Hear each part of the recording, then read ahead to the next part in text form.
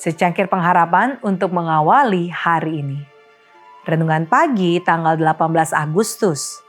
Pertentangan penafsiran hukum dalam Galatia bagian 2. Galatia 3 ayat 26 berfirman, "Sebab kamu semua adalah anak-anak Allah, karena iman di dalam Yesus Kristus." Fakta bahwa Ellen White pernah mendapat penglihatan pada tahun 1850-an, di mana ia telah menyatakan pendapatnya mengenai hukum dalam Galatia, semakin mempertajam pertentangan tersebut.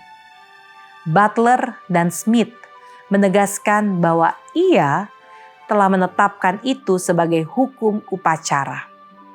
Ellen menjawab bahwa ia mengingat penglihatan tersebut, tetapi tidak memiliki catatan tertulis mengenai hal itu, dan tidak dapat mengingat apa yang telah ia katakan, dan bahwa seluruh masalah tersebut harus diabaikan karena tidak penting.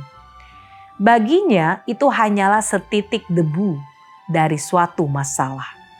Bebannya bukanlah soal hukum tersebut, tetapi adalah untuk menyampaikan Yesus dan kasih-Nya di hadapan saudara-saudara saya.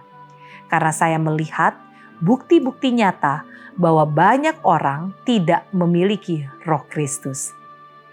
Pembicaraan seperti itu semakin menyulut amarah Butler dan Smith yang kini menuduh Ellen White mengubah pemikirannya.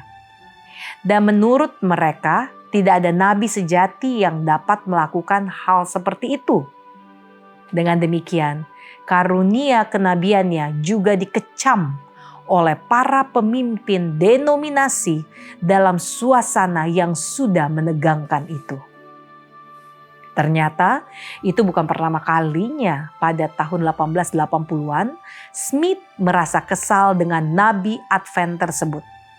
Pada tahun 1882 ia menjadi gusar atas kesaksian yang menyalahkannya atas perlakuannya terhadap Goodlew Harperwell di sekolah tinggi Battle Creek.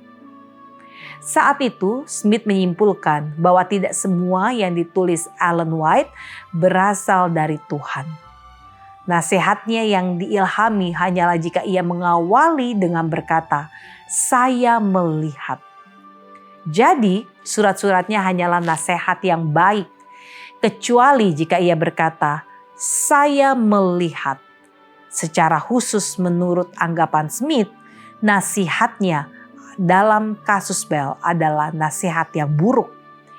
Pada pertengahan tahun 1880-an, di tengah-tengah pertentangan kitab Galatia, Butler bergabung dengan Smith dalam pandangannya yang sinis terhadap nasihat buruk Ellen White.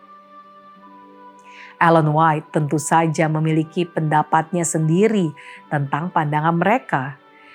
Jika pendapat yang terbentuk sebelumnya atau ide-ide tertentu dari beberapa orang diperiksa dan ditegur melalui kesaksian, maka mereka memiliki beban untuk menjelaskan posisi mereka dan sekaligus untuk membedakan antara kesaksian-kesaksian itu, menjelaskan yang mana dari pandangan Nyonya White yang dianggap manusiawi dan yang mana adalah firman Tuhan. Mereka menganggap segala sesuatu yang menopang ide-ide mereka yang berharga adalah ilahi. Dan kesaksian-kesaksian yang mengoreksi kesalahan-kesalahan mereka adalah manusiawi, pendapat Nyonya White. Melalui tradisi atau kebiasaan, mereka tidak menjadikan nasihat Tuhan berpengaruh. Doa kita hari ini, lindungilah kami ya Tuhan dari kekerasan hati kami sendiri. Amin.